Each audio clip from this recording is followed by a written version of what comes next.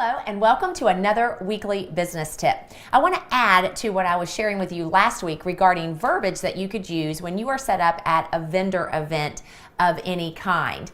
This week I'm going to focus on how do you get information from people and also for it to be viable, more viable. You could offer for everyone to put their name into a drawing, but what I have found is that's not necessarily going to give you a significant amount of viable contacts. You really want people who truly are interested in some kind of follow-up from you.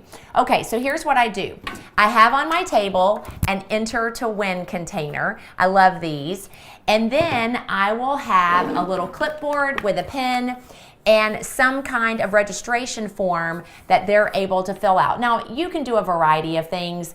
This one just asks, are they interested in hearing more about the Premier Designs opportunity?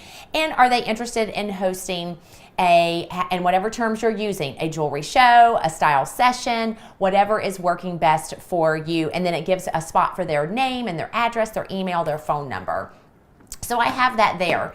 Now, part of how I'm drawing them to want to fill out the information, and this is kind of the hook, is what I've been using most recently is this sign and this acrylic frame that says enter to win a jewelry party on me. Schedule and hold a show and receive $100 in free jewelry and 4 $10 gift cards for your closest friends. Now, I've got some of these leftover gift cards that I've been using, and on the back it shows the $10 and my contact information, but the incentive store also has gift card options for you as well. Again, you just need to find what works best for you. Even if you create your own, you could do that also. So what I do is when they come to my table, I will, of course, ask them, have you ever heard of Premier? I'm engaging them in conversation.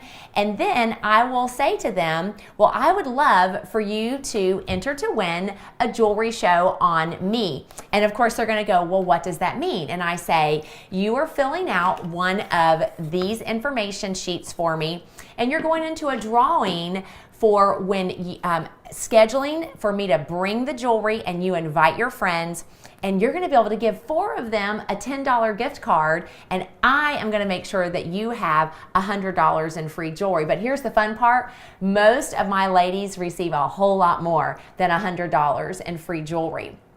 So that's an example of how I do that. Now, if they are interested, then I'm having them fill this out. If they are hesitant, they're not sure, I am not hounding them about filling that out. Because again, remember, my goal are viable contacts from the vendor event. Now, if they order, then they're automatically, I tell them, if they order, they're automatically in my drawing for this special prize. So that's important as well, because then that cultivates actually selling jewelry also.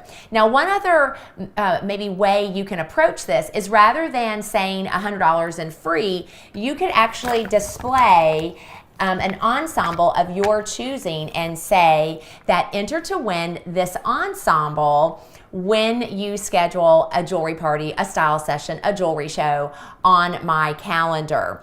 And you can make it around $100 in retail value. Now, the cool thing about using actual jewelry is that you can pull something from your jewelry display, maybe something that's been selling well, or maybe it's just something that you love, but you're ready to move on from it and put something different in its place. There's so many ways that you can do it. Remember, your jewelry is your tool. So by all means, if displaying an ensemble works well for you, then you can do that as well. Just change up your sign, enter to win this jewelry ensemble, and they can fill this out. Now, one last quick tip. Once they have filled out one of your registration forms, after they have them hand it to you, after they leave, you fold it in half, write notes on the back of that form that will help you to remember who they are, what they were wearing, something they talked about, they had small children in a stroller, anything that will help you to remember them after the fact. And then, of course, you can drop it in your enter to win box. So those are some quick tips for you on how you can engage people at the table, get their contact information that allows you to have have great follow-up with them. I'll continue on this vendor theme next week, so be sure to tune in again for a weekly business tip.